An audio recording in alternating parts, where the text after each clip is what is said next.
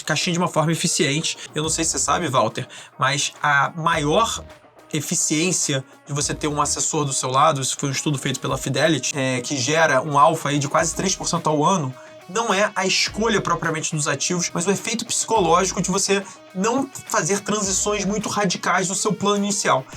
Então esse congresso hoje é um congresso que já delimitou a pauta. Independência do Banco Central, retrocesso, não vou mexer. Marco do saneamento, teve o decreto, sustou em uma manhã. Vamos rever a privatização da Eletrobras. Não, foi a gente que aprovou, não dá. E aí nessa ânsia por transformação, por inovação, a gente sente que hoje o cliente, de forma geral, ele não acompanhou, ele não está exigindo tanto essas inovações, ele acaba achando complicado demais. Me remete muito ao caso da Kodak, que inventou a câmera digital, mas foi o próprio veneno.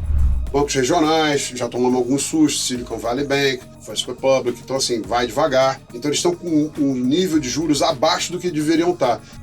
O grande pagador dessa conta, eu vou chamar aqui talvez do programa de maior informalidade da história, é o segmento de serviço. Um dos grandes acessos que a gente teve foi ser paciente. A gente estava olhando ali preço, racionalmente a gente falou, olha, se o mundo não acabar, e se o mundo acabar, o que importa o preço da bolsa? Se o mundo não acabar, esse preço não existe. O Fundo Agro, ele é uma outra inovação, né, institucional brasileira. A gente não tinha Fundo Agro até 2 anos atrás porque não tinha legislação. Foi criado. Eles estão tendo um boom, mas eles são muito, muito menores em tamanho, a indústria, do que os fundos imobiliários e de infraestrutura. Sejam bem-vindos ao Critéria Cash, um podcast que vai falar sobre o ecossistema financeiro de forma leve e descomplicada. Vamos trazer ao longo dessa jornada pessoas relevantes que fazem a diferença no mercado financeiro. Eu queria agradecer a presença aqui do Walter Maciel e do Carlos Reisman no nosso primeiro episódio dentro do estúdio novo. E estou super obrigado pela presença.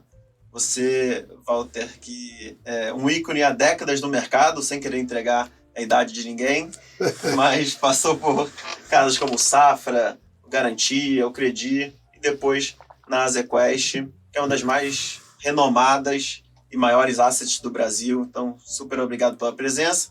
E não poderia ser diferente em ter esse bate-papo de CEO para CEO, a gente ter o Carlos Reisman aqui, CEO do Grupo Critéria, da Critéria Partners, nesse bate-papo. Então, super obrigado, Carlos, também. E seria ótimo se vocês pudessem introduzir um pouquinho de vocês, a história de vocês. Walter. Bom, primeiro de tudo, queria agradecer a vocês, a Critéria, ao Carlos, Rafa. Obrigado pelo convite. É uma honra para mim estar aqui, ainda mais sabendo que é o primeiro episódio. Me sinto de verdade com o ego aqui amaciado.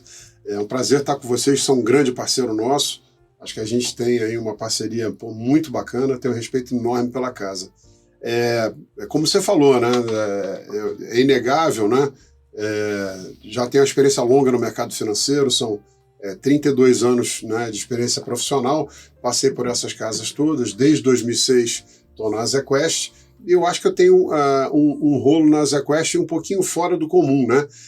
Normalmente a gente está acostumado a entrar em podcasts, né? Eu já ia falar podcast, que é o nosso. já ficou um nome para o podcast de vocês. Já está na cabeça, mas para entrevistar gestores, né? Eu, na verdade, faço a gestão da empresa. Então, eu cuido do lado institucional, do posicionamento da empresa, olhar para a competição, olhar para os fatores de mercado, planejar novas estratégias, tomar conta do processo. Eu não faço gestão de fundos especificamente.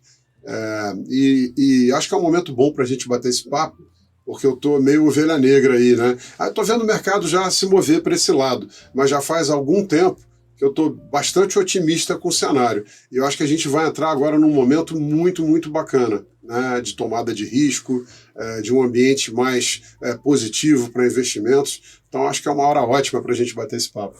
Não, um orgulho enorme ter você aqui, Walter, e eu tenho uma empatia enorme porque eu também não faço nem gestão de portfólio, nem toco aqui o core business, que é o nosso advisory, até porque eu acho que as nossas duas casas, elas têm a semelhança de ter verticalizado muitos nossos negócios. Vocês não são monoestratégia, vocês não são monoproduto, vocês provavelmente são uma das casas mais amplas em termos de entender o público e desenvolver o mercado, e a gente, do nosso lado aqui no nosso segmento, também fez um movimento muito parecido, né? A gente começou com uma casa de assessoria, atendendo pessoa física, a gente foi para o mundo PJ e depois a gente entendeu que a necessidade do brasileiro está muito mais voltada para desafios e até problemas estruturais no segmento securitário, no segmento acesso ao mercado financeiro. Quantas empresas de fato têm acesso ao mercado financeiro? O mercado financeiro cresceu muito nos últimos 5, 6 anos, mas mesmo assim muito concentrado. A gente entrou no mercado de crédito, que é uma dor muito importante. Se você olhar estruturalmente no Brasil, das 10 maiores empresas do Brasil, 5 são bancos, sem contar Nubank, que é listado lá fora, estou falando de capital listado aqui no Brasil, e também não estou falando de Itaúsa, que é um bicho um pouco diferente. Mas olha a dificuldade que é reempreender no Brasil. Então eu acho que a gente ter casas que pensam fora da curva como a sua, e a modéstia à parte, a nossa aqui, acaba sendo um papo divertido e diferente, porque nós provavelmente não somos as melhores pessoas do mundo para falar sobre cenário macro, etc., mas a gente tem o dedo no pulso do que está acontecendo no dia a dia, né? Reformas tributárias, estruturação, a gente muitas vezes tem esse DNA melhor do que o próprio gestor, que é um grande estudioso, mas várias casas de gestão nunca foram empreendedores de verdade. E eu acho que a gente tem um DNA aqui diferente, então eu espero poder contribuir junto com você aí para esse ótimo bate-papo. Legal, e eu acho que essa é um pouco da ideia aqui de fato, né? É ser um bate-papo mais amplo e que a gente consiga abordar tópicos que no Brasil a gente tem que ser expert em praticamente tudo, né? Porque está tudo mudando o tempo todo e a gente tem que estar sempre muito atualizado. Então, acho que a ideia aqui é sair um pouquinho de gestão de portfólio de fato, que a ZQuest faz muito bem, né? Se eu não me engano, vocês têm mais de 80 fundos abertos e mais de 20 bi sobre gestão, então esse é o core business de vocês, mas acho que esse papo fica ainda mais completo quando a gente transborda isso para as outras frentes e pilares que exige como empreendedor aqui no Brasil. E essa já vou engatar já na primeira pergunta para vocês, né? Porque escolher ser empreendedor no Brasil talvez seja um dos caminhos mais duros e cruéis que a gente possa escolher. E eu já acho que a gente escolheu exatamente esse caminho para seguir em um ambiente bem desafiador, que é a constante do Brasil, né? A gente vai falar ainda um pouquinho mais à frente sobre isso. Então, queria que vocês falassem um pouquinho o que motivou vocês a seguirem esse caminho, né? Você, Walter, veio já de casas e instituições financeiras grandes e que isso naturalmente levou ao caminho do empreendedorismo em 2006. O Carlos já teve uma história um pouquinho diferente, né? Essa veia empreendedora vem desde cedo. Então, queria que vocês falassem um pouquinho, dado que o Brasil ainda tem um dos piores índices de competitividade, de facilidade para fazer negócio do mundo, né? E a gente escolheu exatamente esse caminho para seguir. Então, seria legal vocês falarem um pouquinho o que motivou vocês a seguirem a trajetória de ser um empreendedor no Brasil. Eu acho que no meu caso é vocacional, né? Primeiro, antes da ZQuest, que quando eu me associei era só a Quest Investimentos, o lugar mais prazeroso que eu tinha trabalhado era o Banco Garantia, que era conhecido, né, por sua enorme agressividade, mas também era um lugar altamente criativo e que dava muita liberdade, né? Eu tomei um choque quando eu cheguei lá a primeira vez, todo mundo falou, pô, você vai pro Garantia, tá ferrado, porque o ambiente lá é brabo, tarará. E aí um sócio do banco chegou para mim e falou assim, olha, tem uma tarefa aqui para você. Eu falei, tá bom, o que eu faço? Ele falou, se vira. É isso aqui, entrega.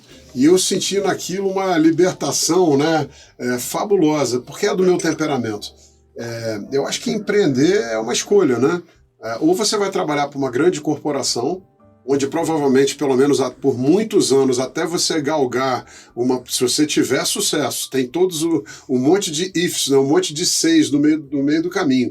Se você conseguir galgar uma posição de direção, ou conseguir chegar, porque aí é um número reduzidíssimo de pessoas, a CEO daquele lugar, você vai começar realmente a opinar e ser determinante na direção estratégica do negócio. Quando você vai para um negócio que você está empreendendo, você já de imediato tem essa liberdade.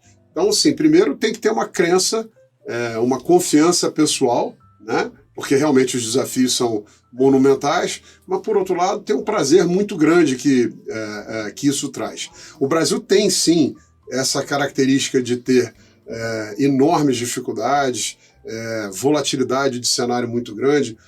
eu vejo uma discrepância muito grande entre Estados Unidos e Brasil, mas quando você pega os Estados Unidos, até a crise de 2008. Realmente ali, eu gosto de brincar, Warren Buffett é um cara, acho que é a grande referência, é um gênio. Mas Warren Buffett, se fosse brasileiro, por ser um cara inteligente, ele teria virado macroeconomista, porque aqui, se você não souber do macro, só cuidar de olhar para o bottom-up, tá morto. Né? Mas lá nos Estados Unidos, durante muito, muito tempo, o macro teve muito pouca relevância. De 2008 para cá mudou. 2008 a crise financeira brutal, e depois com o Covid e as dificuldades econômicas e também de previsibilidade que advieram depois disso, tornaram a coisa mais complexa. Mas no Brasil você também tem muito menos competição. Né? Se olhar para o mercado americano, o número de bancos é centenas, se não milhares de vezes maior do que aqui, o número de gestoras também. Então você tem um pote muito maior, mas você tem muito mais gente disputando. Então, no final, aqui, se você faz uma coisa, acho que qualquer lugar do mundo, se você tem um projeto sólido, com uma estratégia bem desenhada, com uma equipe forte e com boa execução, e esse último ponto é fundamental, você vai ter sucesso em qualquer setor, em qualquer lugar. E a gente tem casos de sucesso em quase todos os grandes países, em quase todos os grandes setores. Isso depende de execução, de gestão. Se você tivesse que falar uma pessoa, uma referência que ao longo dessa trajetória, né, com muita liberdade, obviamente traz uma responsabilidade muito grande, né, e uma cobrança muito grande de você entregar tendo toda essa liberdade. Né? Se você tivesse que falar, ou se você tem alguém que fez a diferença nessa sua trajetória como empreendedor, você conseguiria falar uma pessoa só? Uma pessoa só é difícil. Eu tenho vários exemplos que eu tive, né, e chefes que eu tive ao longo da minha carreira que me moldaram, e eu tive várias pessoas que me deram muita liberdade e oportunidade para crescer. E essas pessoas eu sou muito grato. Eu vou falar especificamente do Jorge Paulo Lemann. Eu acho que o que ele montou no Garantia era uma coisa assim, impressionante, porque era muita gente boa junto, e ao contrário da imagem que hoje se tem, até porque o banco foi embora há muito tempo atrás, era um lugar extremamente criativo, e isso fazia você ter que se superar e muito competitivo. O Luiz Carlos Mendonça de Barros, né, que foi quem me convidou para vir para a Quest, foi o nosso sócio fundador, que aprendi demais com ele, principalmente para olhar para cenário e economia sem viés. O viés ideológico te emburrece, então esteja aberto, né, a mudar de opinião. Evidente, mudar de opinião não por coisas fúteis. Você tem que ter uma opinião sólida, mas com argumentos fortes você muda. Se o mundo muda, você também tem que mudar. Acho que essa foi uma grande lição, mas eu acho que o maior aprendizado que eu tive na minha carreira, e com toda a humildade, foi muito mais as dificuldades, os insucessos, os momentos de crise. Esses momentos foram fundamentais para transformar a AsiaQuest no que ela é hoje, para me moldar. Aí tem o exercício de humildade, de aprendizado. Errei. Ótimo. Isso vale para mim ou para qualquer um dos nossos associados. Se errou, ótimo. Não vai fazer esse erro de novo. Né? Já botou o dedo na tomada, já levou o choque, aprendeu. O segundo erro é complicado. Faça um erro novo. E errar a gente sempre vai. E você vai se aperfeiçoando, né? A gente aprende mais no erro do que na conquista ou no acerto, né? E assim, eu esqueci de falar aqui, eu acho que no mundo corporativo uma grande referência é o Jack Welch, né, da General Electric. Porque não só ele levou o negócio dele ao estado da arte, do ponto de vista de qualidade do produto, de posicionamento de mercado, de execução, mas ele também sempre criava novas complicações. Então ele mesmo procurava fazer revoluções de 5 em 5 anos dentro da empresa, porque ele percebia que quando chegou num certo patamar, se você não tiver um novo desafio, a tendência é a acomodação, né? Então você tem que estar melhorando sempre. Eu acho que esse também é um outro exemplo fabuloso. Legal. E, bom, eu acho que você falou um pouquinho de tentativa e erro aqui, e naturalmente como empreendedor a gente tem que ser muito dinâmico, né, para aprender e mudar com os diferentes movimentos. Eu sei que o Carlos faz isso muito bem, né, e eu acho que isso pavilhou essa trajetória da Critéria até aqui, e a gente teve que se reinventar em um ambiente que cresceu muito rápido, né. O Carlos, fala um pouquinho de como você traz esses conceitos para dentro empreendedorismo hoje dentro da Critéria e também se você tem alguma grande referência ou pessoas que te inspiram a seguir nesse caminho. Bom, primeiro tem que agradecer o elogio, né? Não sei se eu faço tão bem assim, mas com certeza a gente se dedica bastante aqui. Eu acho que a nossa trajetória é um pouco diferente, porque quando a gente iniciou a Critéria, eu não tinha noção do tamanho da oportunidade que estava à nossa frente. Eu acompanho o mercado de perto desde 2008, mas a minha família vem do mercado financeiro, foram donos de corretora, chegaram a ser uma das 5 maiores corretoras do Brasil. Eu trabalhei lá durante algum tempo. Naturalmente, trabalhar com família sempre é desafiador e a expectativa ali era das mais altas. Você falou de ambiente competitivo, trabalhar com pai e mãe não é fácil não, a barra é muito alta. Foi a única demissão que eu tive na vida, foi trabalhando com meus pais. Era melhor ter trabalhado com o Lema, lá no Garantia, era menos pressão. Era menos pressão. Mas santo de casa não faz milagre. É impressionante. Mas foi uma baita escola, se eu pudesse falar sobre os maiores... referências que eu tive certamente foram os meus pais em termos de cultura, em termos de postura, educação, necessidade de correr atrás, a necessidade do empreendedorismo como um todo, certamente foram eles. Se eu puder citar outras pessoas famosas, eu acompanhei muito de perto o trabalho do Guilherme Benchimol, que de uma certa forma mudou o mercado financeiro para melhor. Então a gente participou disso, eu vi isso ativamente. Então eu acompanhei o mercado desde 2008. Eu posso dizer até 2012, 13, o mercado era muito comoditizado. Era muito parecido o que as grandes casas ofereciam de valor agregado. Você não tinha realmente um pensamento no cliente. E como eu mencionei anteriormente, a necessidade das grandes casas se reinventarem era muito baixa, né? Barreiras de entrada gigantescas, quase que um oligopólio, 4 ou 5 casas dominando o mercado financeiro brasileiro. Você está falando hoje eu não sei qual posição o Brasil está, mas a gente está falando entre as 10 maiores economias do mundo, né? O Brasil chegou a ser a 7ª maior economia do mundo, provavelmente à época, e a gente tem 4 casas que dominam 100% esse ecossistema, então naturalmente tinha um grande incentivo à inércia de reinventar e gerar valor para o cliente final, e aí surgiu a oportunidade de grandes casas, como hoje a gente vê no Nubank, entre outras milhões de fintechs, inclusive a XP. Hoje o BTG já é o segundo banco de capital aberto mais valioso do Brasil, ultrapassou Bradesco semana passada. Então você tem várias casas que conseguiram pegar esse gap que durante décadas ficou estagnado. Então eu não sabia o tamanho dessa oportunidade inteira, o que eu sabia é que existia uma oportunidade e que tinha uma falha grande. E quando a gente montou a Critéria, o que a gente viu foi basicamente 3 grandes pilares que me incentivou muito. Eu não tinha noção do tamanho do mercado, mas eu falei, olha, a gente tem uma coisa aqui que é diferente. Primeiro, você precisa educar o seu cliente. Se o cliente não sabe o que você faz, você tem um grande problema. Obviamente você vai no médico, etc. O médico não tem que te dar uma aula ali de biologia completa, mas ele tem que te dar a segurança do que o processo que você vai passar por, seja uma dieta, seja uma cirurgia, seja lá o que for, faz sentido para você. Você precisa ter essa confiança, e confiança começa com muita transparência, e a XP, e eu acho que o nosso ecossistema, valorizou muito o educacional. Então essa é a primeira grande pilar. O segundo é a gente ser uma casa multidisciplinar. Isso é muito importante, é muito difícil ter nichos de mercado. Boa parte das corretoras, até 2010, era muito focado no segmento de ações. E ações, como o Walter mesmo disse, no Brasil você depende de macroeconomia. Não tem como as ações subirem no Brasil se você tem uma macroeconomia muito fraca, ou se não joga contra, né? Os últimos 10 anos foram a tempestade perfeita, né? A tempestade perfeita. Que no final do dia, quando a gente fala sobre empreendedorismo, a gente comentou aqui um pouco da insanidade, que é você pular desse avião, né, e montar o paraquedas ao longo da sua trajetória, da sua queda.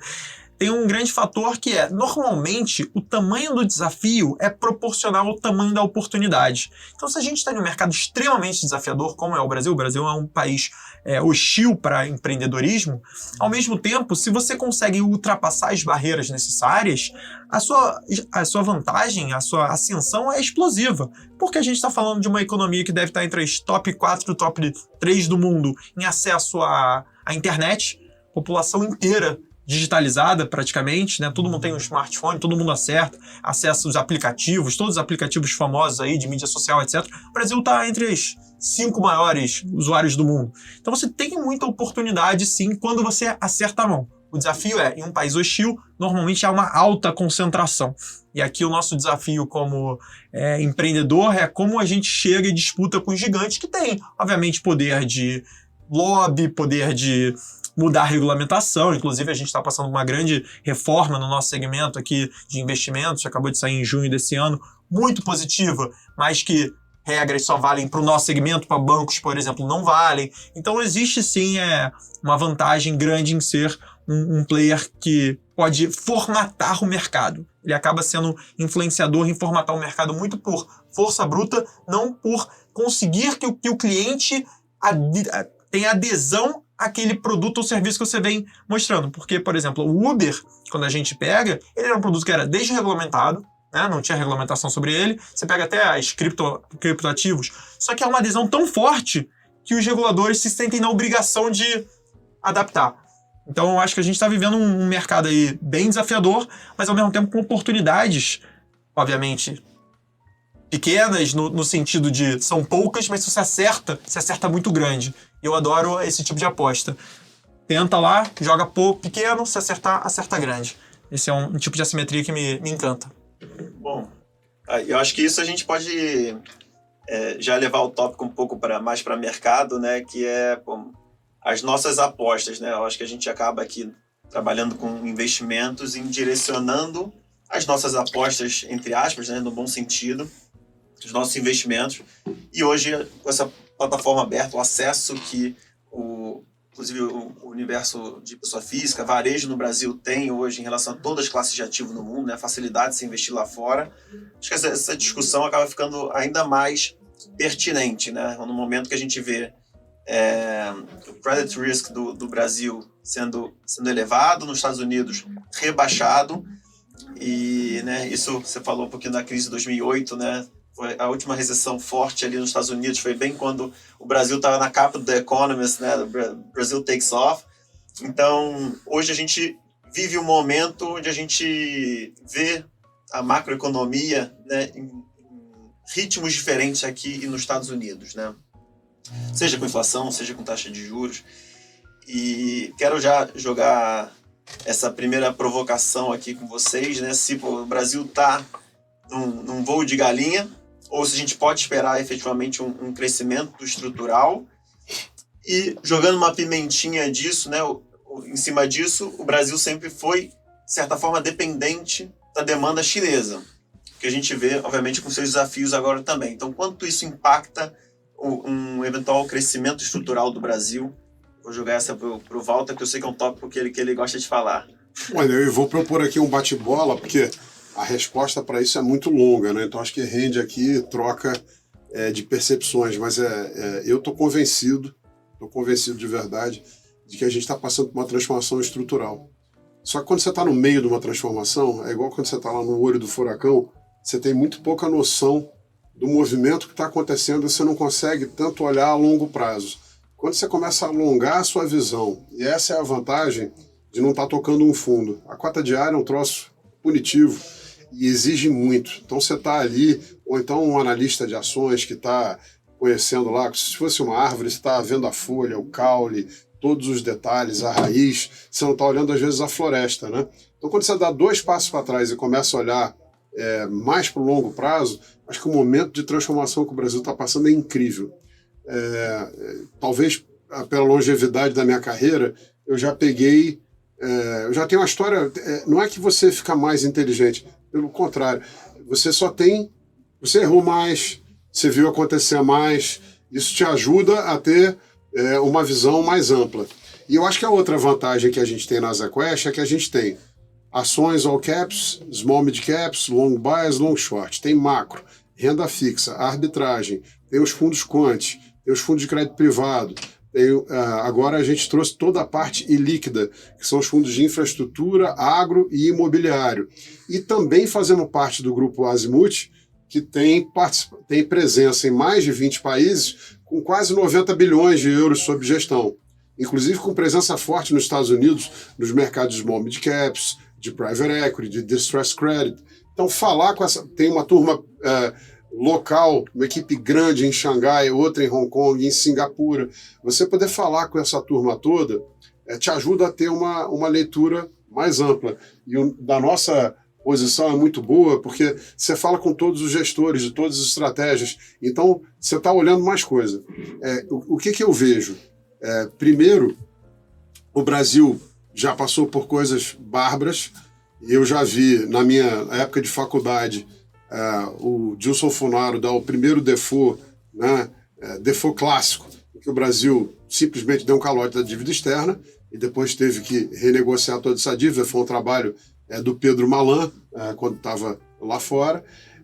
A gente viu a eleição do Lula trazendo ali uma possibilidade de ruptura, porque depois da Carta ao Povo Brasileiro e de uma combinação maravilhosa do Palocci na Fazenda, do Meirelles no Banco Central, com uma equipe toda de mercado financeiro fortíssima, esse risco foi dissipado. Antes disso, mesmo no governo Fernando Henrique, pouca gente vai se lembrar aqui, todo mundo é mais jovem, a gente teve banda diagonal endógena, que era uma ideia absurda. A gente tinha o PT propondo controle de capital, câmbio fixo e não flutuante. No governo Dilma, a gente teve a nova matriz econômica.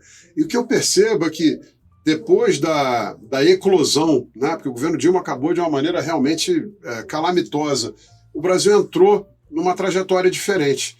E a gente já tem alguns itens que são clássicos de países desenvolvidos. Políticas de Estado e não de governo. O governo é passageiro. O Lula hoje é nosso presidente. Em 2026, ou ele se reelege, ou vai ter outro. Mas o Estado brasileiro fica, né? Então, o Fernando Henrique começou com políticas de transferência de renda, ideia da Ruth Cardoso, e que foi implementado com maestria pelo Paulo Renato de Souza. Aí, quando veio o governo Lula, ele empacotou isso tudo, chamou de Bolsa Família, dando continuidade. Não interessa que se apropriar ou não e ter os louros, o fato é que o negócio ficou. Quando o Bolsonaro chegou, ele chamou aquilo de Auxílio Brasil e expandiu ainda mais. Você vê que tem algumas coisas que transcendem, né? E o diapasão hoje entre governo e oposição, do ponto de vista econômico, é muito mais estreito. Você tem ideias diferentes aqui e ali, mas não tem ninguém querendo acabar com a meta de inflação. Não tem ninguém querendo acabar com o câmbio flutuante. Não tem ninguém hoje que não entenda, olha o que o ministro Haddad está fazendo, a necessidade de se equilibrar o lado fiscal. E por que isso é tão importante? E, inclusive, eu vejo, né, essa melhora de rating do Brasil como um reforço. Né? Falar, inclusive, para a turma do PT que é mais agressiva, o Haddad está tendo algum efeito. Já está tendo a Agência Internacional de Rating revendo a nossa nota para cima. Isso aumenta a chance de vocês terem mais reconhecimento, mais popularidade. É bom, né? Eu acho que esse é um lado super importante. Tem um outro lado, que é a transformação do Brasil como potência agrícola, né? Você falou de China, depois a gente pode, para não ficar uma resposta muito longa, a gente volta no assunto. A comida é algo que ninguém para de consumir. A gente teve um grande surto, né, de investimento em infraestrutura chinês no começo do século XX, que impulsionou muito os 2 primeiros governos Lula, mas a infraestrutura ela tem um rendimento marginal decrescente. O que é isso? Eu posso fazer mais 2 aeroportos em São Paulo? Posso. Mais um no Rio? Não sei, já está com um problema ali no Galeão, querem reduzir voo no Santos Dumont, mas tem investimento em aeroportos de melhor qualidade no Brasil? Tem. Mas dá para fazer mais 10 aeroportos em São Paulo? Não dá, vão ter alguns que vão ficar às moscas. Estradas, você pode fazer mais 4 Rio-São Paulo? Você pode fazer 2 trem-bala? Tem um momento que o investimento em infraestrutura ele tem rendimento marginal decrescente e depois negativo. É dinheiro realmente jogado fora e gera deflação. A comida não. É um ciclo amplo e quase perpétuo. E o Brasil se tornou estrategicamente o celeiro do mundo. Isso não vai mudar. Fora isso, existem aí discussões, ninguém sabe se é em 4, 5 ou 8 anos, mas o Brasil nos próximos, eu creio, 5 anos, vai dobrar a produção de petróleo. Então, o que isso vai gerar de excesso de poupança externa ou de saldo comercial, e essa renda vem para dentro do país, vai mudar o país. Um último item que eu acho muito importante elencar, depois a gente fala do cenário externo, um último item que eu acho muito importante elencar: as reformas microeconômicas e macroeconômicas feitas desde o governo Temer e governo Bolsonaro foram importantíssimas. A gente teve reforma trabalhista, a gente teve o governo Bolsonaro reforma da Previdência, a gente teve o marco do gás, a gente teve o marco do saneamento, que pela primeira vez em 150 anos trouxe quase 100 bilhões de reais para o setor. A gente teve privatização da Eletrobras. As pessoas ficam muito olhando no valor que ela foi vendida, esquecem do custo de investimento que ela demandava do governo anualmente. Isso tudo mudou a produtividade do Brasil. Isso fica muito claro. Eu fiz um podcast agora recente que chamou bastante atenção, porque eu falo isso. Fica muito claro pelo tamanho do erro das previsões dos economistas e analistas brasileiros. E nada contra eles. A Covid foi aquele acidente na Fórmula Indy, dá aquela porrada, aí fica aquela fumaça preta e você está dirigindo sem ver nada. De repente começou a abrir e você fala, puxa, era menos 10% em 2020, a previsão de PIB ali quando explodiu o Covid. A gente terminou com menos 3 e pouquinho.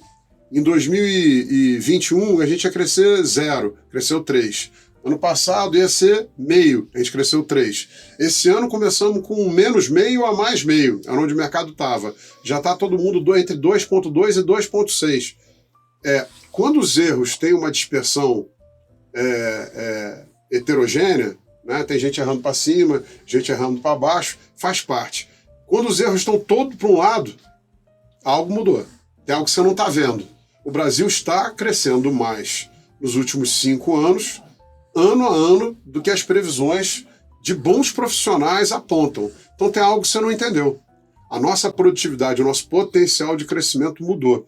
Mas o que me chama mais atenção é que o nosso potencial também de gerar saldos comerciais não só mudou barbaramente, uma foto rápida. O PIB brasileiro nos últimos 10 anos, infelizmente, eu lamento, cresceu 0. O PIB agro nos últimos 10 anos cresceu 160%. São 2 países, né, completamente diferentes. E isso está mudando, né, também não só a nossa capacidade de crescer, como a nossa capacidade de gerar saldo comercial positivo em dólares. E a gente sabe que quanto mais oferta você tem de um produto, mais o preço dele tende a cair. Então eu não sou um dos que está muito achando que a queda dos juros que virá, a gente pode falar mais tarde, vai desvalorizar tanto o real assim. Então eu acho assim que não é voo de galinha não. Eu acho que é uma mudança estrutural enorme. E se os nossos investidores estivessem com essa cabeça, a gente já está vendo os preços em outro patamar, porque os múltiplos ainda estão muito, muito baixos. E com o cenário internacional que eu acho ok. Não é fantástico e não é péssimo. Isso pra gente é ótimo. Porque também quando ficar fantástico, todo mundo vai lá para fora. Quando ficar péssimo também, porque você fica com medo, então vai pro dólar que é a reserva. Esse cenário de estar no meio do sorriso, nem tão quente, nem tão frio, o Brasil é maravilhoso. Eu acho que entra uma questão também dos nossos pares, né? Com quem a gente efetivamente é comparado. Então, quando a gente pega o recurso de grandes investidores institucionais lá fora, a nossa comparação é com a América Latina, que vive uma situação super complicada, entre outros emergentes, né? Entra a China aqui um pouco nisso também, mas Rússia, Turquia. Então, acaba que a gente está numa posição privilegiada no momento que, né, o universo macro tem sofrido bastante, seja por guerra, seja por crise imobiliária na China, enfim. Mas a gente também vê juros decrescendo no Brasil. Isso é bom, mas naturalmente também a gente vê juros mais fortes nos Estados Unidos, né? E querendo a oportunidade no Brasil ela é maior, mas os Estados Unidos, do tamanho que ele ainda cresce muito, né? Então é natural que a gente veja um pouco desse trade-off entre Brasil e Estados Unidos, porque quando os Estados Unidos também o vento está a favor dele. Se o vento está contra, ele consegue se manter no crescimento leve. Se o vento está a favor, ele cresce 10% no ano, né? Como foi essa volta da pandemia aqui. Então, ainda tem uma questão que é a maturidade do mercado brasileiro, né? Então, hoje, você tem um mercado regido por pessoas físicas que entraram recentemente na Bolsa, né? Olhando exclusivamente Bolsa aqui. Então, hoje a gente tem nem 3% da população investindo em Bolsa, né? Você tem 6 milhões de pessoas ali, mais ou menos, e das quais, se não me engano, acho que 80% delas entraram nos últimos 2 anos. Né? Então, é difícil você ter pessoas que estejam olhando esse crescimento estrutural e olhando realmente a longo prazo no Brasil. Né? O Brasil ele é imediatista, ele afetado pelos ruídos que a gente vê em notícia o dia inteiro. Então, acaba que a nossa profissão entra exatamente aí, né? Como a gente tenta expurgar esse ruído, trazer um pouco de disciplina na análise dos ativos, né? Eu acho que aí tem um aprendizado, mas voltando ao teu gancho, olhando para a parte internacional, algumas pessoas falam, não existe uma onda, né? Não tem onda nenhuma. Não tem nenhum peer nosso, não tem nenhum par nosso latino-americano que esteja com a mesma dinâmica do Brasil. O México tem uma característica diferente. A guerra da Ucrânia com a Rússia foi o segundo cartão amarelo. Né? O primeiro foi lá no Covid. O americano falou, falta máscara, falta máquina de ventilação, falta seringa, onde é que eu arrumo? Na China ou no Vietnã? Eu quero. Não tem. O chinês tomou tudo. Um país que é o líder, né? Tem a dominância geopolítica do mundo, não pode passar por um momento desse. Né? É até um perigo estratégico. Imagina uma guerra bacteriológica, seria um problema. E depois, agora, com a invasão da Ucrânia pela Rússia, eu acho que esse problema foi salientado. Então, assim, quando as pessoas falam no mercado, sempre tem expressões que a gente traz lá de fora, porque tem gente lá fora normalmente vendo antes, que é o nearshoring. O que é isso? É trazer as indústrias lá do Extremo Oriente, ou mesmo do leste europeu, aqui para o Ocidente. E a América Latina, um lugar onde a gente se mata um ao outro, rouba relógio, mata alguém por causa de um celular, mas a gente geopoliticamente não é um perigo. E o México vai ser um grande beneficiado por estar na fronteira com os Estados Unidos e por ter já a tecnologia de montar as maquiladoras, as fábricas que produzem mais barato. Mas produzem a um custo maior do que no leste europeu ou na Ásia. Então você vai ter, sim, uma pressão inflacionária no mundo por isso. Então o México vai se beneficiar disso. Mas quando a gente olha exportação, o México teve uma queda grande do seu saldo. O Chile também. A Argentina, que é um desperdício, uma barbaridade, porque era para ser também um dos celeiros do mundo e tem terras férteis de sobra, também teve uma queda de saldo grande. A China tem uma matéria na última Economist, saiu ontem ou hoje, falando da queda de exportações da China nos últimos 3 anos. A China vem num dilema, porque ela tem que aumentar o consumo interno, mas o consumidor tem medo, porque não tem proteção social, então ele poupa muito historicamente. Isso leva muito tempo para mudar. Só que a gente tem outros países como a Índia crescendo muito e o mundo está cada vez mais olhando, né, de novo, para o Brasil, porque 3% da água mundial é limpa e a gente tem 14% dessa água. Quando você vai olhar outros países que têm muita água, Rússia e Canadá, são regiões muito mais frias. No Canadá, então, quase tudo é gelo. Então, assim, você não tem... Porque comida é água beneficiada e enriquecida, né? Então, você não tem mais muito para onde ir. E quando você pensa hoje no que foi plantado no Brasil, é 9% do território nacional, 52% é floresta. E a gente tem 19% de cerrado. Então você tem, eu não sei se é 15 ou 19, depois me corrijam, mas você tem um potencial de expansão de agricultura muito grande. Então, assim, acho que a gente está no momento certo, na hora certa. O nosso grande problema é o lado fiscal. Esse é o calcanhar de Aquiles. Só para ter uma referência aqui, a gente botou na cabeça, porque o teto de gasto foi muito importante, que ele era um mecanismo perfeito. Não era. Todos os anos em que o PIB brasileiro cresceu 0, pouco, ou encolheu, a gente gastou menos que o teto. Mas todos os anos, como 21 e 22, que a gente cresceu mais, teve um crescimento maior de PIB, a gente gastou mais do que o teto. Então, além disso, ele era perverso, porque em ano que já está ruim, você gasta menos ainda. E o Brasil tem muita desigualdade social, não pode ter tanta volatilidade. O arcabouço fiscal proposto pelo ministro Haddad, ele traz um equilíbrio aí. Do que a gente está falando? A gente está falando que o governo Lula, nos primeiros 4 anos, fazendo um superávit primário de 3,5% do PIB no primeiro ano, porque precisava, em decorrência tudo que foi falado nas eleições e do choque que os mercados sofreram, ainda assim gastou 6% do PIB ao ano. É uma barbaridade. No segundo mandato, ele gastou 10%, sendo que no ano de eleição de Dilma, ele gastou 16% do PIB. Ainda assim, não dá, tecnicamente, para dizer que o Lula foi responsável, porque a gente teve também um aumento muito grande de arrecadação. Então ele gastou o que ele recebeu a mais. Ele podia ter levado nossa dívida para quase 0? Podia, mas não levou. Isso não faz dele responsável. Ele entregou para Dilma 45% de dívida PIB. E ela, sim, gastou bem menos que ele, nos 2 mandatos.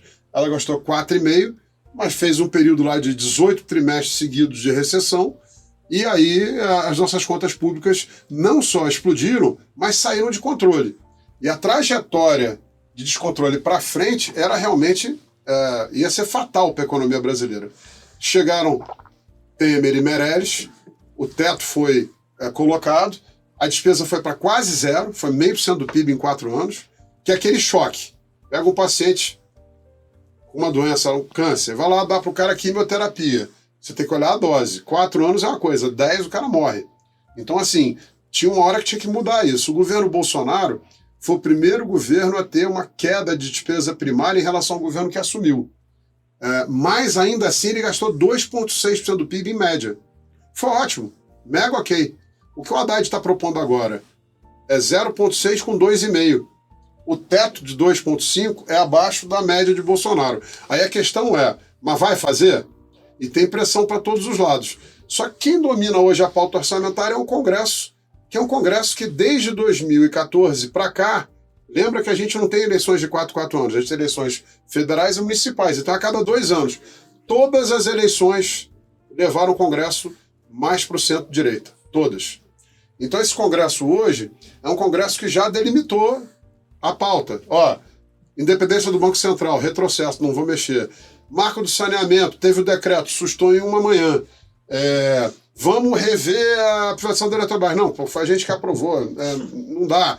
Então, o governo já entendeu.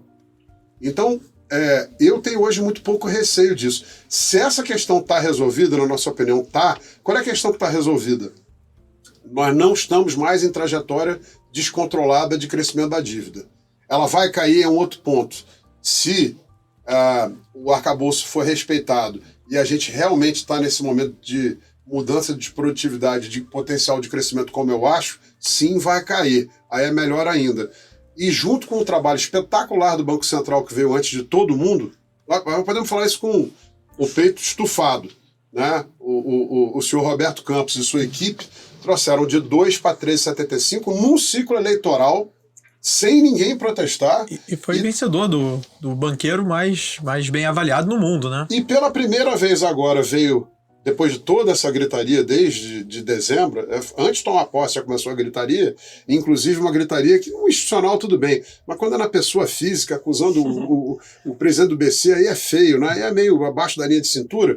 Ele agora pôde trazer os juros para baixo, ele não, o Banco Central tem lá uma turma técnica fabulosa, e o Galípolo, que acabou de chegar no Banco Central, já tomou um susto e falou, vem tudo pronto, os dados estão na mão, porque assim, de novo, isso é uma política de Estado, é uma institucionalidade, não é uma coisa momentânea. Isso foi um ganho criado. A gente tem um Banco Central espetacular. Agora a inflação está abaixo do teto da meta pela primeira vez e convergindo para o centro. Então você pode começar uma queda.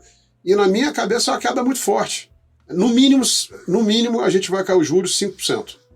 Se o governo daqui para frente começar a trabalhar para melhorar as coisas, pode ser mais. É fácil de pensar. Focus para o ano que vem é 3,3. Juro médio real do Brasil nos últimos...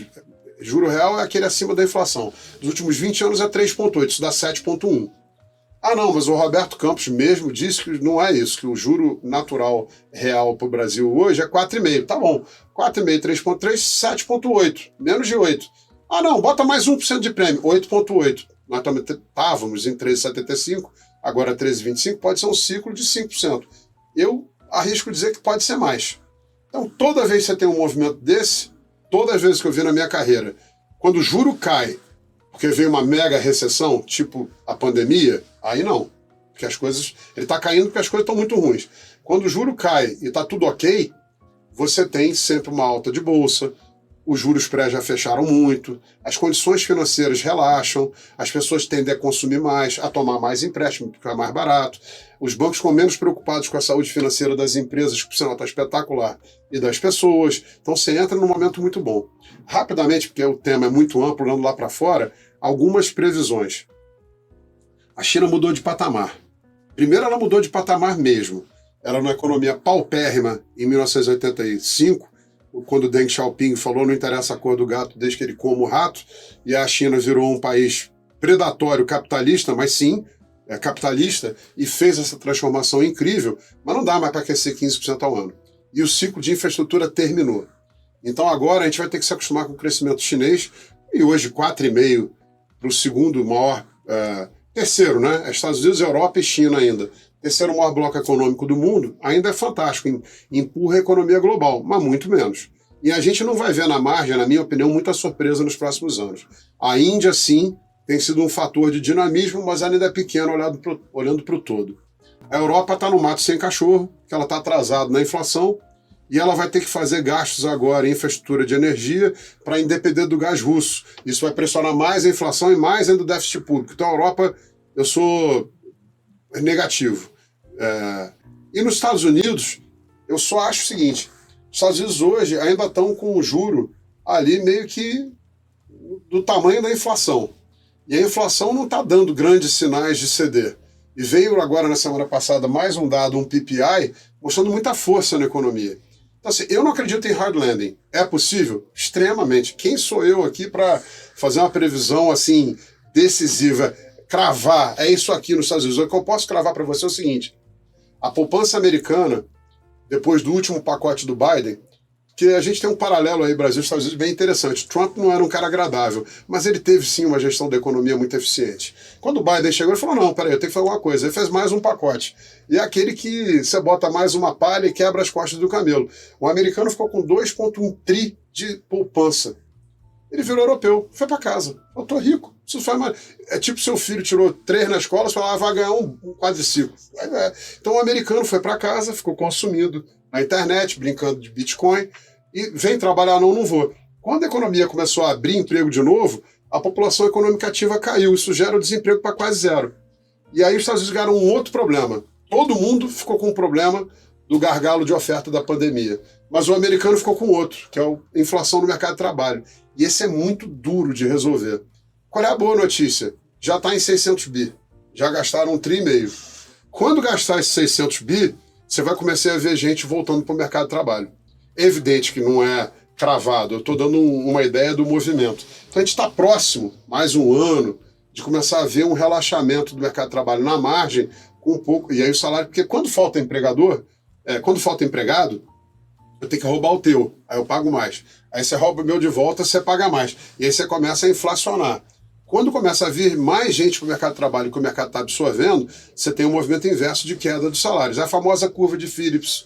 Já veio gente dizendo que morreu, não morreu nada, mas teve sim uma Covid no meio que impactou. Então acho que os Estados Unidos vão estar com juro alto ainda por mais de 3 anos. E eu acho que isso vai impedir que a economia cresça muito. Eles já viram que se subir demais, bancos regionais já tomando alguns sustos, Silicon Valley Bank, First Republic, então assim, vai devagar. Então eles estão com um nível de juros abaixo do que deveriam estar. E isso indica o quê? Que vai ser mais longo. Se você faz como fez o Brasil, fica mais curto. Se você não bota tudo que deveria, leva mais tempo. Isso para o Brasil é bom. A gente vai estar com o juro lá 6% durante algum tempo. O nosso ainda vai estar mais alto, mas a inflação aqui está muito mais baixa. Então eu acho que isso nos dá aí um tempo muito bom aí para a gente desfrutar.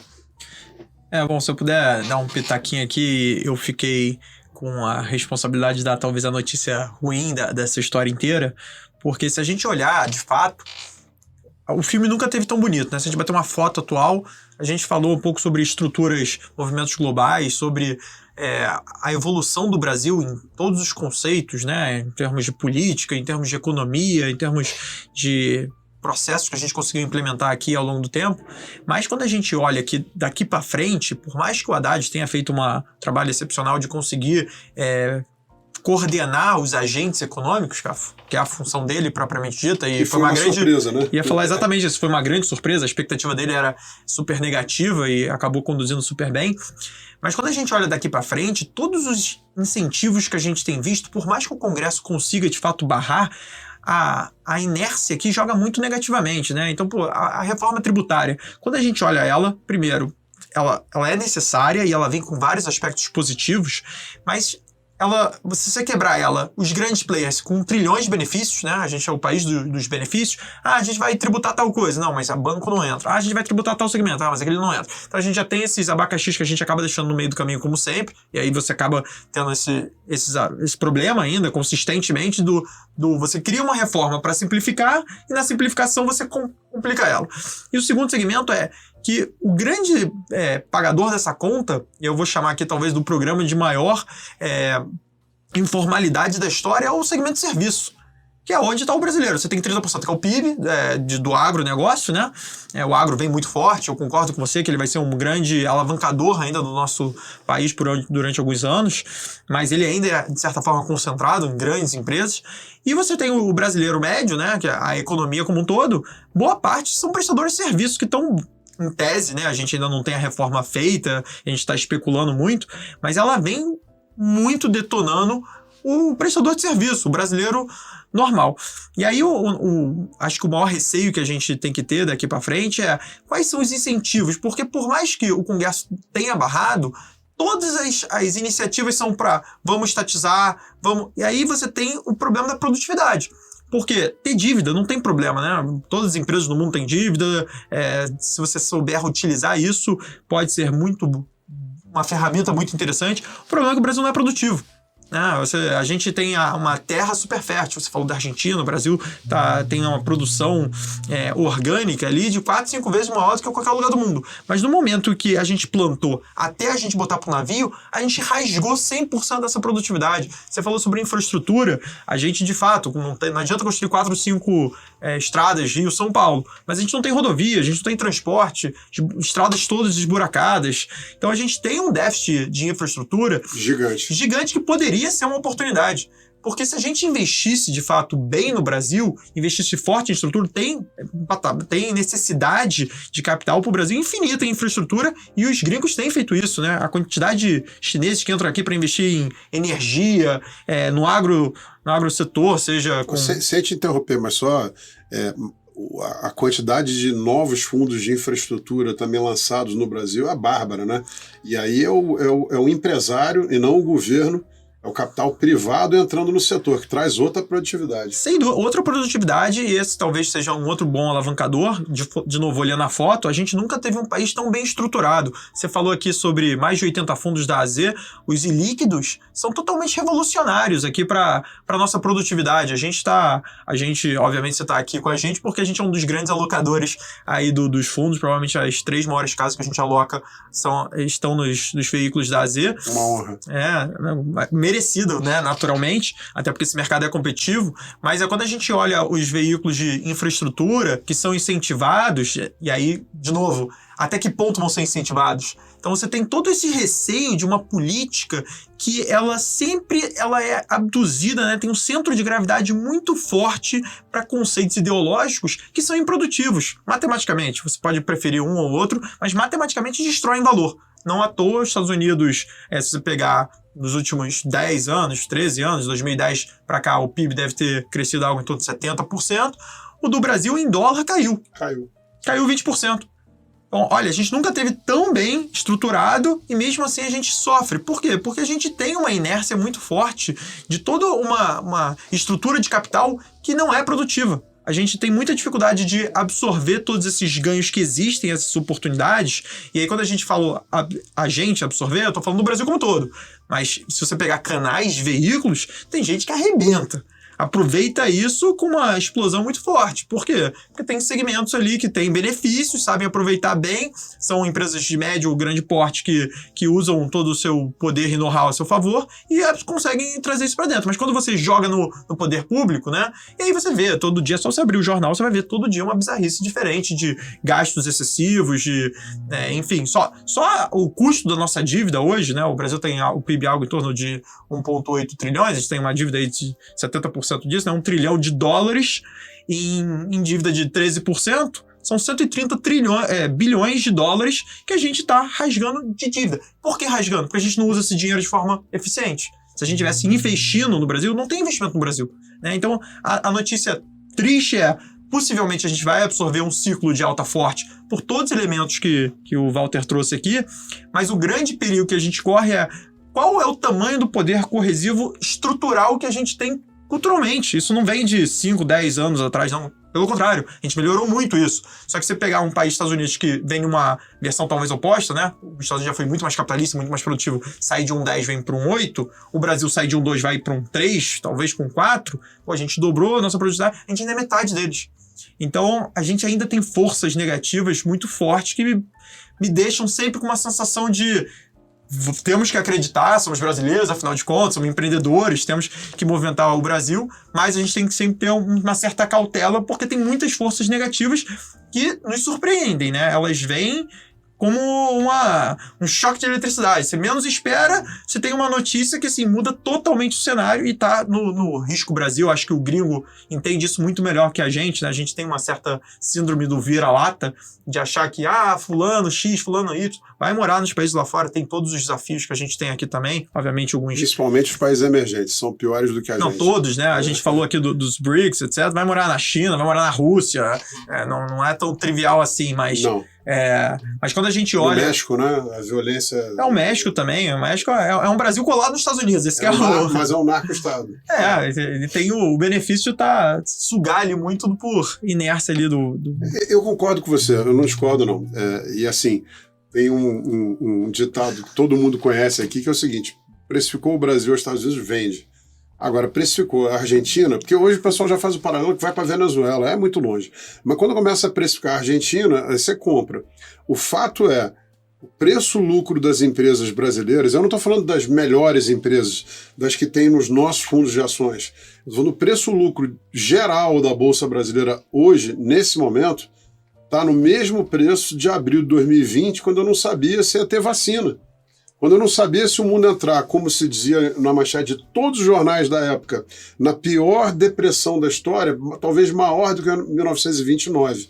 O preço-lucro das empresas brasileiras hoje está mais barato do que em janeiro de 2009, se a gente não sabia se o mundo ia dar a segunda, eu chamava do double dip, né? A capotada depois da crise de 2008.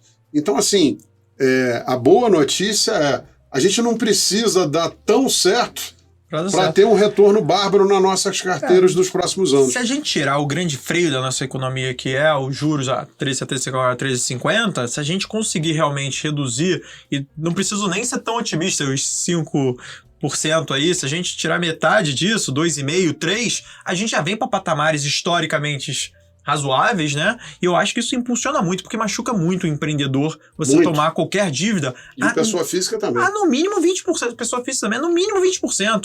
Se você deita 3,75, você não toma um empréstimo por menos de 20%, 30%. A vantagem que eu tô vendo é que hoje, por exemplo, você pega a pré, janeiro 27, porque quando o banco empresta, ele não olha para a Selic, né? Ele olha para o nível dos juros futuros.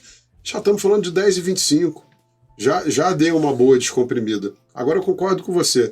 As pautas que vêm e o ruído que vem, hoje é o Manteiga na presidência da Vale, realmente não ajudam, de maneira alguma. Mas, assim, olhando para o que vem sendo feito e olhando para o papel que o Congresso tem tido até agora, eu acho que dá para ficar bem otimista. E é isso eu ia falar, porque o estrangeiro ele vê isso melhor do que a gente. Uma vez conversando com um investidor institucional lá de fora, eu acho que foi bem no meio da crise da Dilma, né? Aquele histórico que a gente realmente sofreu, né? O nosso estômago ali apertou. Mas quando a gente remoe tudo aquilo ali, e a gente, no pânico, como você falou, você está no meio do caos, a gente conversando com o investidor institucional, ele... Não, mas a gente está olhando para investir alguma coisa aqui. Eu falei, vocês estão malucos? Qual é o sentido disso? Você está vendo a nossa notícia aqui? Você está acompanhando a política? Ele falou assim, Carlos, você que não está acompanhando a política mundial, porque na Turquia tinha um tanque de guerra no meio da rua dando tiro. Assim, this is emerging market stupid, né? Eles adoram essas frasezinhas. E aí ele falou, a gente está acostumado. Se eu estou vindo aqui para o Brasil, é porque eu estou aceitando o risco político, geopolítico e todas as condições que um país emergente tem, é natural. Então, a gente acaba por essa sendo vira-lata tendo esses ruídos contaminado. muito pior do que os próprios investidores institucionais. Na Turquia, o Erdogan mudou o presidente do Banco Central 2 vezes. Depois botou o primo dele. Ninguém quer baixar o juro, né? Então vamos trocar. Olha aí a vantagem que a gente tem, né? Na Argentina, a inflação 118%. A moeda sofreu uma desvalorização bárbara. Mesmo no Chile, né? Foi um susto, né? Veio toda aquela pressão popular. Aí quando o cara foi eleito, com inclinação de esquerda, tentou fazer uma coisa, já voltou. E a gente não pode ter nessa circunstância inteira mundial o maior juros real do mundo. Não. Tá errado, né? A inflação dando claros sinais de queda, a gente... E não tô batendo aqui no nosso querido presidente do Banco Central, não, até porque ele tá certo em ser conservador, porque a gente tem um país um pouco dinâmico. Mas eu acho que a gente tá com bastante margem aí para ser um pouco mais agressivo nesses cortes, e aí, de novo, tirando esse freio de mão da economia, por mais que a gente tenha 500 forças aqui, cada uma puxando para um lado, estruturalmente eu concordo com vocês, forças positivas, né? A gente deveria estar andando de forma mais produtiva, seja PIB, seja bolsa, seja juros para baixo, dólar já tem dado o sinal, né?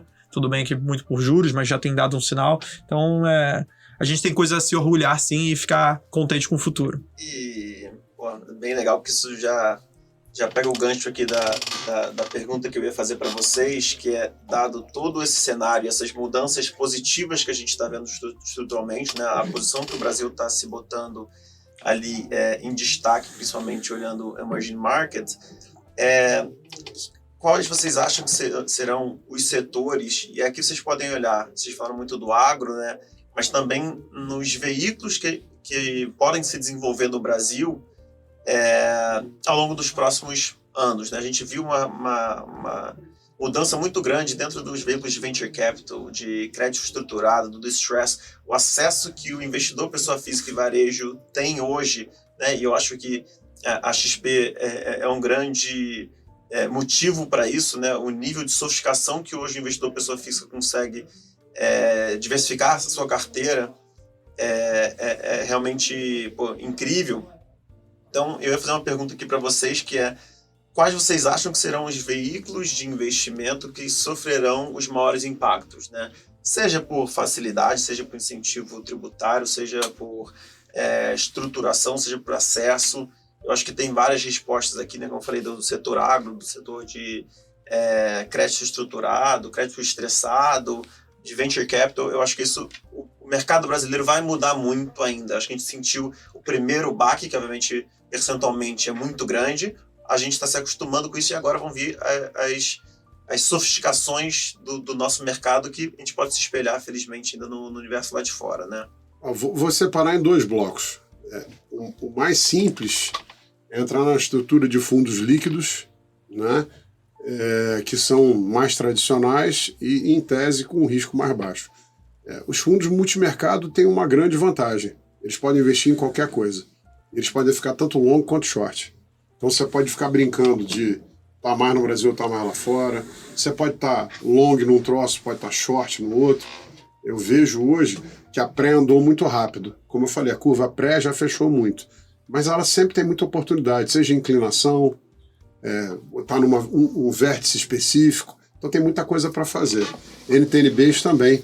Eu acho que as pessoas, quando olham para a NTNB muito longa, elas esquecem que ela tem uma volatilidade parecida com a Bolsa. E num período, num ciclo de queda de juros, a Bolsa acaba tendo uma valorização muito maior. Então acho que o multimercado ele é um coringa para qualquer estação. Ele depende da qualidade do gestor. O que a gente está vendo esse ano, nós demos aí, não foi, eu acho que foi sorte, foi mérito da turma de gestão. Eu não sendo gestor, posso elogiá-los sem nenhum problema de modéstia ou arrogância.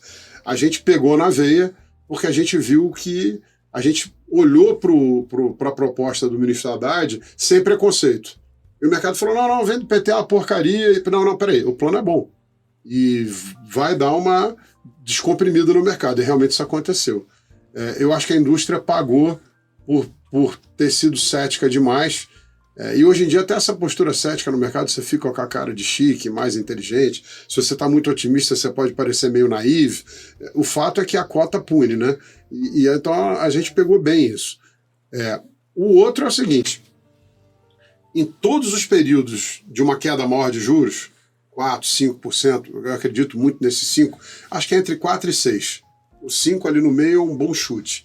A Bolsa se valoriza muito, mas em todo o período de queda acentuada de juros, os small mid caps andam muito mais do que as large caps. Um motivo óbvio. Quando você é o Itaú ou você é a Ambev, você tem acesso a capital barato. E você tem muito caixa próprio.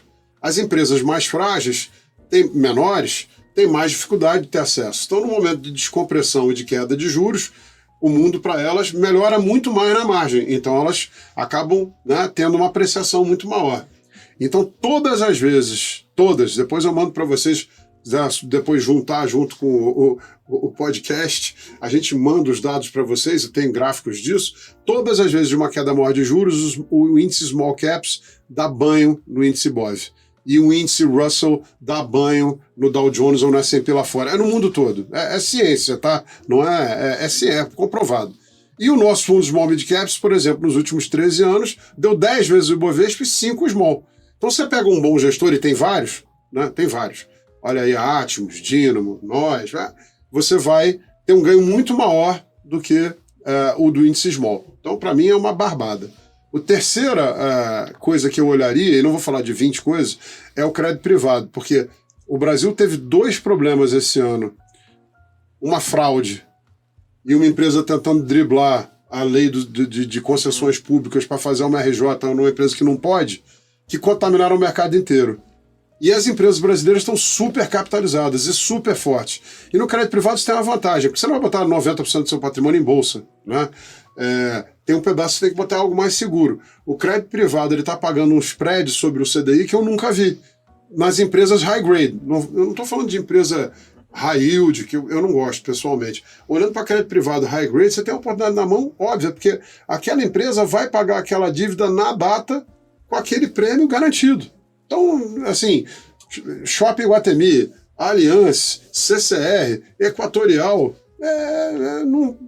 não vai falhar, né? Então acho que é óbvio, tá ali, tá dado. Então já tem 3 coisas aqui.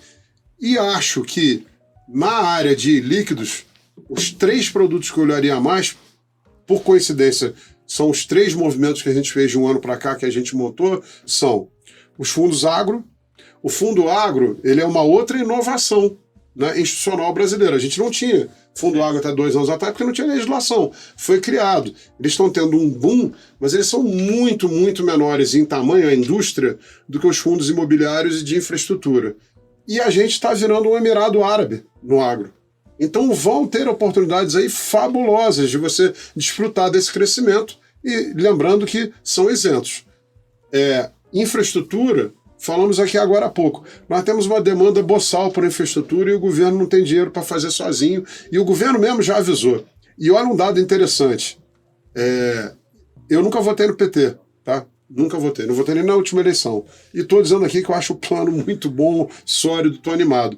Mas olha que coisa interessante. Todos os governos do PT, todos, inclusive o Dilma, a infraestrutura cresceu, o investimento em infraestrutura cresceu muito e cresceu mais no privado do que no público. Então, assim, as políticas, sempre a agenda de esquerda é uma agenda que apela muito para a infraestrutura, para gerar mais emprego, para gerar mais popularidade. E dado que o Brasil tem um déficit gigante no setor, eu acho que aqui tem uma oportunidade de você desfrutar. Até porque, quando você tem queda de juros, o valor desses projetos aumenta porque são fluxos de caixa muito longos. Então, fluxo de caixa descontado por um juro menor, né, o valor aparece. E por último, e óbvio, os fundos imobiliários, porque isso vale também para as ações em bolsa. Todos os setores que têm fluxo de caixa muito longo, shopping center, construção, energia elétrica, com essa descompressão de juros, gera muito valor. Então acho que os fundos imobiliários vão voltar aí com muita força. Eu focaria nisso. Vai ter espaço para private equity? Sempre teve. E aí você tem que pegar bons gestores. Olha o Shukong. 35% ao ano de retorno médio. O cara é um monstro.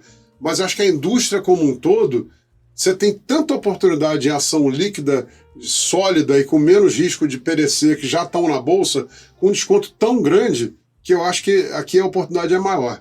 E Venture Capital é uma indústria ainda incipiente, pequena no Brasil, que também vai dar muita oportunidade.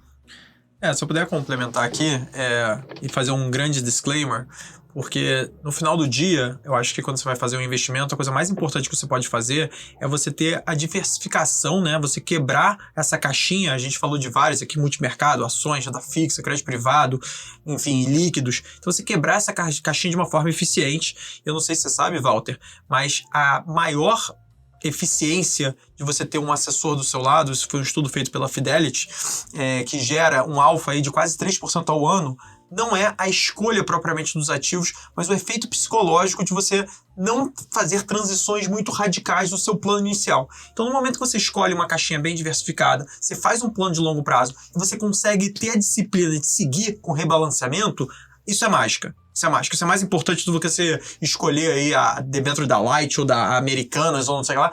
Isso, no longo prazo, é peanuts, né? Se você conseguiu botar ali que você perdeu 2, 3% ali, se perdeu 20%, fica mais complicado você realmente recuperar. Então, eu só queria fazer esse disclaimer. Mas se eu conseguir olhar simplesmente para qual o segmento que eu acho que vai ter um impacto de melhor risco-retorno, isso é outra coisa importante, né? Não sei qual que vai mais subir, mas eu gosto muito dos ilíquidos, porque os ilíquidos eles vêm com um monte de incentivo e com segmentos estruturais que quase não tem competição. Quando você monta uma empresa, pode ter 20 caras que entram lá e tentam competir com você. Quando você constrói uma ponte, se o projeto for minimamente bem executado, não tem outra ponte, aquele lugar, aquele painel, a energia elétrica para subsidiar todo o setor agro do Centro-Oeste. Acabou, é aquele projeto com aquele recurso. Aí a gente tem os desafios, né? Não pode ter roubalheira, não pode ter mudança de legislação, mas se tudo seguir mais ou menos um fluxo, você sabe que você vai ter um yield muito grande, porque ainda tem pouco investidor olhando para esse segmento, né? Eu acho que o grande mérito aqui foi a população brasileira entrar no mercado financeiro e conseguir gerar eficiência produtiva de capital do Brasil, isso é algo super positivo, mas para os segmentos líquidos. Para os ilíquidos a gente está no começo de um processo e requer muito aprendizado, são projetos ali com uma diligência importante, você tem que sempre fazer acompanhado de um profissional. Mas, dito isso, você tem ali uma força, de novo, inercial, né, da estrutura do produto que me atrai muito. Então, eu acho que o risco-retorno, com isenção, com o tipo de concorrência, com a estrutura, com a escassez de capital para isso ainda, eu acho que é muito positivo. Então, eu gosto muito desses líquidos, principalmente voltado para a infraestrutura em geral. E que eram inacessíveis, né? Eu acho que a XP conseguiu democratizar o acesso a esses produtos de qualidade que antes o investidor final não tinha oportunidade. No nosso caso, e vocês foram um grande parceiro nosso na colocação lá em fevereiro, o Azequest Infrayield, por exemplo, ele investe em produtos, em projetos de infraestrutura da mesma maneira que faz um banco de investimentos. Então eu não vou no mercado e saio comprando coisa, a gente vai olhar a empresa, olha o projeto, pega uma garantia de 250% para estar bem coberto, e a gente acaba tendo hoje em 70% dos projetos um equity kicker. O que é isso? Uma opcionalidade. Porque o cara que tem uma fazenda, ele em tese não vende essa fazenda nunca. Com dinheiro ele compra outra. O cara de infraestrutura, ele quer, quando o projeto maturou, sair e fazer um outro investimento. Então, se esse cara fizer um IPO, ou listar, ou vender, ou se tiver uma queda forte dos juros que gera valor, a gente ainda ganha uma performance, uma taxa de performance, um equity kicker em cima desse projeto. Isso pode trazer um retorno para o investidor brutal, porque o FIPE, ele tem isenção de ganho de rendimento, mas também de capital. Então, se realmente você está falando aí de uma oportunidade de retorno altíssima. E né? esse tipo de produto você acaba sendo blindado, na minha visão, do maior risco, que é o risco político. Por quê? Se a gente tem, por qualquer motivo, uma economia que esteja patinando mais do que o esperado, os juros caem menos do que o esperado, ou até vai, sei lá, suba, os produtos, muitos deles são atrelados à CDI, né? Então você dá CDI mais 5, CDI mais 6... Todos os nossos são CDI+. CDI+, se o juros sobe, você tem CDI+, então você ganhou mais dinheiro, com isenção fiscal, e se o CDI cai, você está arrediado porque você está entregando um percentual do CDI, que eu acho que é o grande benchmark aqui da economia brasileira. Poucas pessoas pensam em inflação, embora a nossa grande aposta se você puder escolher IPCA mais ou CDI+, talvez a gente esteja em um momento forte, né? Poucas vezes na vida o CDI deu mais do que a inflação mais. Obviamente... Não, e com essa queda agora, né, da inflação que está contratada, a queda dos juros não vai ser tão grande, porque a gente tem uma dívida muito alta, apesar de eu achar que vai cair 5%, você está falando de 8,75 ainda é um juro para o nível mundial muito alto. Você, como percentual do CDI, por exemplo, hoje, o nosso fundo de infraestrutura, o fundo foi lançado em fevereiro, ele está dando aí CDI mais 6,5, alguma coisa assim. 6,5 sobre 13,75 era menos de 150. 6,5, se você tiver com 8,8, é quase 200. Então você está muito mais protegido no momento de ciclo de baixa de juros no CDI do que no IPCA. Sem fazer o gross up aí de imposto para fazer comparações justas, né? A outra vantagem do FIPE é essa, né? Porque as pessoas esquecem. Você compra uma debênture incentivada, ela já vem mais cara, porque ela é incentivada. Então, como você não vai ter imposto, ela paga um yield menor. A gente pega a debênture não incentivada e coloca num produto FIPE que transforma ela em incentivada, porque você não paga, não tem imposto. E aí tem uma outra jogada, você tem 1% aí de ganho, em média. Você tem um outro ganho estruturado dentro de casa, mais 0,5%. E daí você vai compondo. De novo, montar um fundo assim é muito mais trabalhoso. A gente olha para a concorrência, tem gente que faz coisas boas, tem gente que faz coisas que não são tão boas. É muito mais fácil chegar num banco e falar, me dá um projeto que você tem aí, eu pego. Quando você faz um negócio desse, dá muito mais trabalho, mas traz um retorno muito maior para o cliente e em projetos você tem total controle, né? Sem dúvida, por isso que eu sou fã desse tipo de veículo, obviamente com as medidas certas, a coisa mais importante é a estruturação da carteira como um todo, mas se eu puder escolher um produto ali que acho que vai nos dar muita alegria, certamente são esses produtos. E eu falo para vocês, procurem eles, não faça sozinho, porque eles conhecem profundamente o mercado, conhecem os gestores e vão ajudar você a ter essa maior diversificação. Quando você falou isso, eu me segurei aqui para deixar você acabar de falar e jogar esse gancho. A AllianceBernstein, que é uma das maiores gestoras de patrimônio da história do mercado americano, fez um estudo olhando para 30 anos e as carteiras que mais renderam foram dos clientes que morreram. Porque não mexem. Não mexe. Quando não mexe e pega o longo prazo, o retorno é garantido. O psicológico, são os 3% ali a mais, anuais. Eu acho que você começa a entrar em um jogo que sai do produto versus produto, né? A maçã contra maçã, que é você trazer uma coisa diferente, né?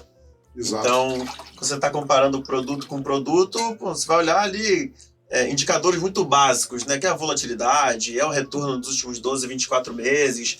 E eu acho que um pouco do papel aqui é como a gente muda o jogo, né? Como a gente traz produtos cada vez mais sofisticados, quando a gente alinha isso com os objetivos do cliente. Então, esse é um exercício que pouca gente faz no mercado, que já vou fazer um pouco dessa pergunta aqui, né? A gente falou muito da evolução do mercado, da evolução dos produtos em si, e a função do assessor de investimentos também mudou muito nesse período, né? Teve que acompanhar, né? O Carlos falou da família dele vindo lá atrás como dono de corretora, você certamente acompanhou essa evolução no mercado financeiro, Valder.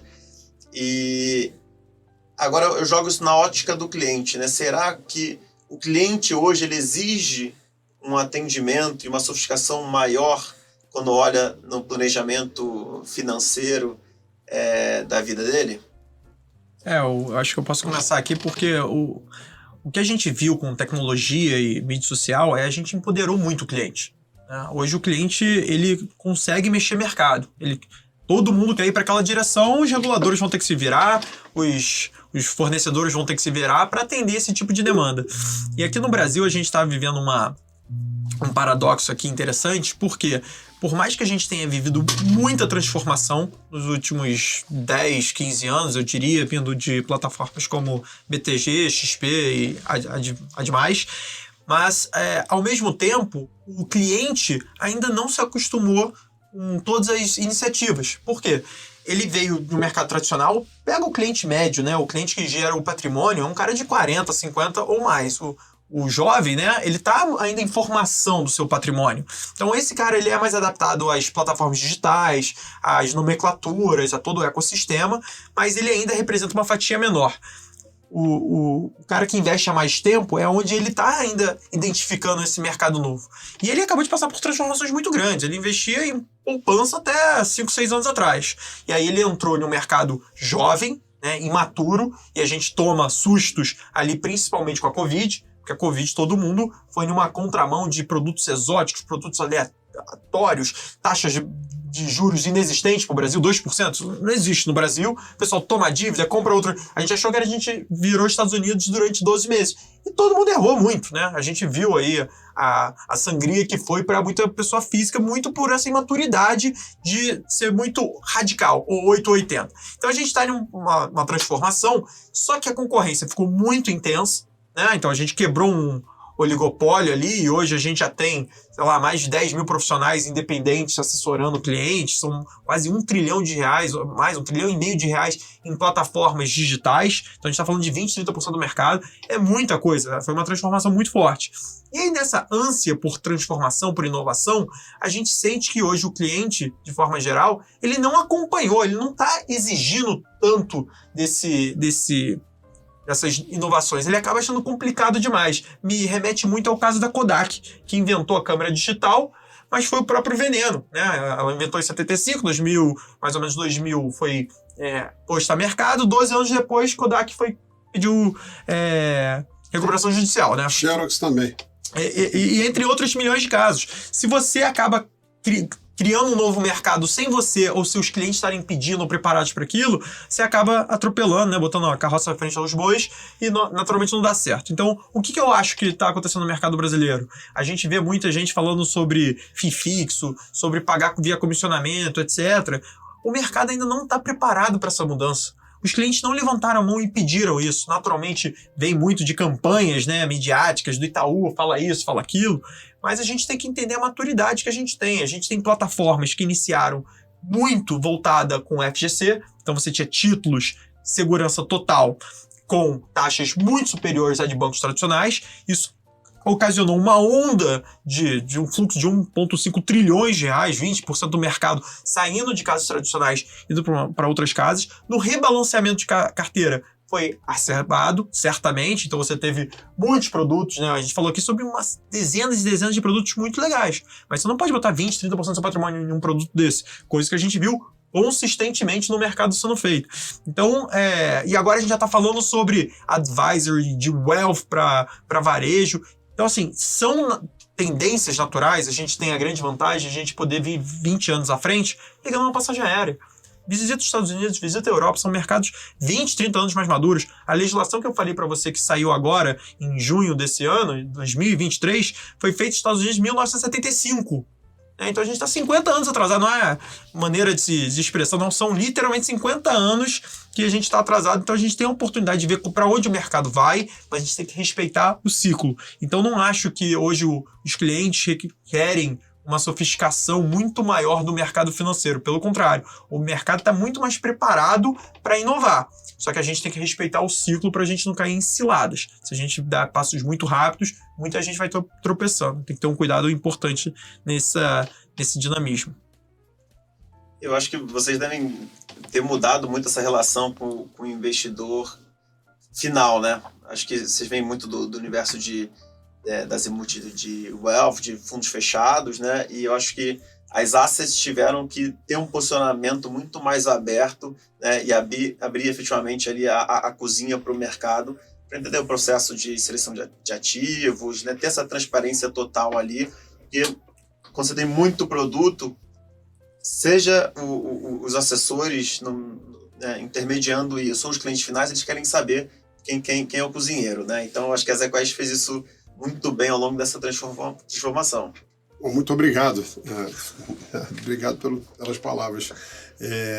Eu acho que a gente uma asset, sempre foi uma asset um pouco diferente, né?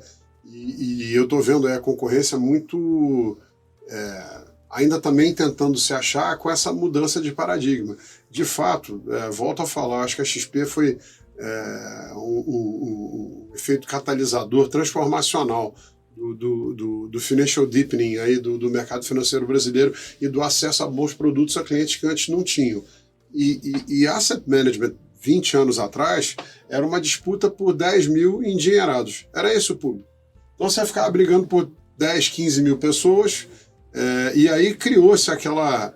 primeiro, né, a gente falou do papel do CEO lá atrás. Isso é uma coisa interessante ainda no mundo de asset. A grande maioria, o CEO da asset é o gestor do maior fundo. Ou do único fundo. Esse cara não tem tempo para cuidar da empresa. E é interessante que às vezes você vê puxa, a empresa tal, uma empresa grande, não é tão bem gerido, o board novo que entrou, e o CEO e o CFO não estão com a cabeça certa, e o cara toca o negócio dele com uma padaria. É uma coisa interessante. E eu acho que a gente, primeiro, teve uma cabeça diferente. A gente sempre quis falar com o público que precisava do nosso serviço. E a gente precisava de conquistar a confiança desse público. Então, desde de 2009, depois da crise de 2008, que foi um enorme aprendizado para a gente chegou a perder 90% do patrimônio sob gestão e com os fundos indo muito bem. Mas perdemos 90% do patrimônio de gestão porque a gente tinha 85% do passivo na mão de 5 grandes alocadores. Esses caras tiveram um mega problema com a crise, então tiveram que vender o CDB do banco e aí saíram de fundos. E a partir de 2009, a gente começou a olhar para multifamily offices, family offices, agentes autônomos, fundo de pensão. A gente mudou o nosso passivo. E aí precisa de um outro tratamento. E a gente sempre foi uma casa acessível. Então, assim, aquela história do gestor de 20 anos atrás, não recebo cliente, o lugar tal é longe, não vou visitar. Esse cara foi morrendo, ou está morrendo ainda, tem uma transformação. E o cara que aprendeu a respeitar, porque você falou agora há pouco, o cliente no final foi empoderado e manda. Em todas as indústrias do mundo. Você vai falar com a Microsoft, você vai falar com a Amazon, você vai falar com... Tô falando de empresas, Fronteira, Google, você vai falar com... O cara vai falar, o meu business é customer-centric, é centrado no consumidor. É o serviço e a qualidade que você entrega que no final vão definir se você vai ser um vencedor ou um perdedor na tua indústria. E não é diferente do nosso mercado. As assets, às vezes, têm uma relutância de entender que nós somos uma indústria como qualquer outra. Então o negócio tem que ser bem gerido. Todos os produtos da casa têm que ter a mesma qualidade. Você não vai na Apple com medo de comprar saiu do telefone, foi comprar um laptop, aí atrás vai ter, sei lá, uma maçã prateada ou vai ter uma laranja. Não, é sempre a maçã prateada, o sistema operacional é fechado, o controle de qualidade é o mesmo, todos os produtos gozam do mesmo tipo de, até de estética, né? Então isso é muito importante para a gestão. O cara ter confiança na casa, ter confiança no que você faz. Para isso ele tem que ter acesso, ele tem que ter presença, a gente vai em evento, a gente faz apresentação, a gente visita, isso eu acho que é transformacional. E quem ficou no modelo antigo vai morrer. E eu acho que, no final, a competição entre as assets, né, também ajuda nessa melhoria dos produtos, nessa maior sofisticação dos produtos. Quando você falou de a gente estar 50 anos atrasado, a indústria, né? O investidor está 150 anos atrasado. Qual era o sonho americano? Todo mundo já ouviu falar, o sonho americano. O sonho americano é o cara blue collar, né? Tem lá o colarinho branco e o azul, né? Tinha o colarinho azul era o trabalhador, era o classe média baixa. Ele sabia que se ele tivesse um trabalho e trabalhasse de maneira honesta, ele ia, mesmo que ele não fosse excepcional, ele ia com a poupança colocando 60% em renda fixa e 40% em renda variável, ele ia conseguir pagar a pensão dele, a hipoteca da casa e a universidade dos filhos, né? Isso é o sonho de uma vida decente. Então o americano e o inglês já tem uma cultura de investir, eu não estou falando de 3, 4, 6% da população, estou falando de 80% da população, há mais de 100 anos. Né? Então, assim, também temos que dar um tempo para o investidor ir amadurecendo. A experiência do Covid foi muito boa, porque o cara que ali não saiu em abril e maio e ficou e segurou, viu as ações voltarem com tudo. Então ele começou a ver um pouco do mérito de ter esse olhar de longo prazo. Foi a primeira vez que eu acho que a pessoa física realmente fez o seu trabalho, e né? deu banho no institucional. Exatamente. O que segurou realmente a onda, né? Porque a onda foi bem dura e acho que as pessoas gostam de contar dos acertos, eu vou contar aqui dos nossos, né? Um dos grandes acertos que a gente teve foi ser paciente, né? Porque a gente estava olhando ali preço, racionalmente a gente falou, olha, se o mundo não acabar, e se o mundo acabar, o que importa o preço da bolsa, né? Mas se o mundo não acabar, esse preço não existe. Então, foi um dos grandes acertos que a gente teve, e pessoa física sustentou muito. Eu acho que foi a primeira vez na minha vida que eu vi a pessoa física reagir melhor do que o investidor institucional, estrangeiro de forma geral, né? Ou até o que o gestor de fundos. É reflexão, né? Você, se te ganhasse dinheiro hoje, você compraria nesse preço? Se você compraria, não é o momento de você vender, né? E aí eu volto a fazer esse ponto interessante. a posição de caixa, o endividamento das empresas hoje é o menor dos últimos 10 anos.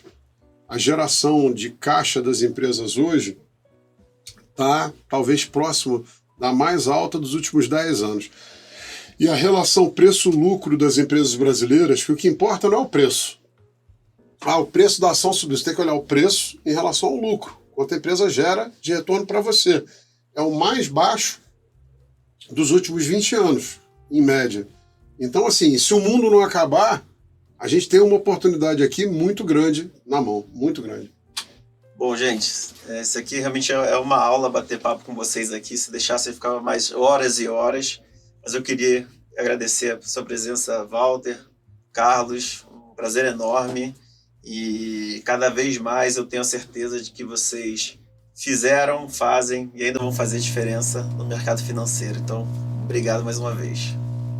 Valeu, obrigado a você. Prazer estar aqui com vocês mais uma vez, grandes parceiros. Conversa ótima. E estou aqui quando vocês quiserem. Vamos fazer mais vezes isso aqui. Mais alguns anos a gente volta aqui, com certeza mais vezes, para a gente bater papo e acompanhar essas evoluções de tudo que a gente falou aqui. É isso aí. Obrigado. Valeu, grande abraço, gente. Um abração, pessoal.